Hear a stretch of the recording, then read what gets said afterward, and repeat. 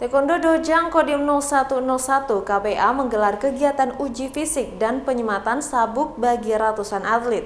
Acara ini juga dimeriahkan dengan gathering yang diikuti oleh seluruh orang tua atlet.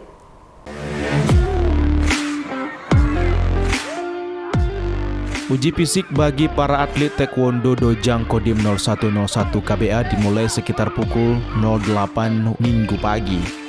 Para atlet dari semua kalangan umur diharuskan berlari sekitar 2 km. Rute lari dimulai di Simpang 3 Mon Iken hingga finish di Pantai Babah Kuala. Tes ini bertujuan untuk menguji ketahanan fisik para atlet. Setibanya di Pantai Lampu, para atlet langsung disematkan sabuk taekwondo sebagai tanda mereka telah lulus dari rangkaian uji kenaikan sabuk yang sebelumnya sudah dilakukan oleh Pengda Taekwondo Indonesia. Penyematan sabuk sebagian besar dilakukan oleh orang tua masing-masing atlet. Rasa bangga dan gembira terlihat dari wajah para atlet dan orang tua. Usai acara penyematan sabuk, acara dilanjutkan dengan gathering keluarga besar Taekwondo Dojang Kodim dengan mandi bersama para atlet yang sebagian besar masih berumur sekolah dasar.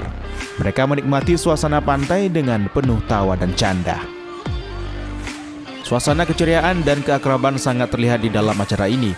Menurut pelatih Taekwondo Dojang Kodim, acara ini dilakukan untuk mempererat silaturahmi antara atlet, pelatih, dan orang tua.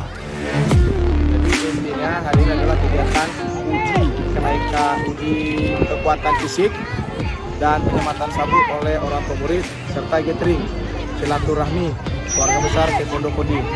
Jadi ini sifatnya bentuknya Dojang Taekwondo atau klub Taekwondo Kodim yang membuat acara ini. Menurut Fitriadi, ada 120 orang atlet yang disematkan sabuk. Sebagai tanda mereka telah naik satu tingkat dari tingkatan sebelumnya. Uji kenaikan tingkat sebelumnya telah dilakukan oleh pengurus cabang Taekwondo Indonesia.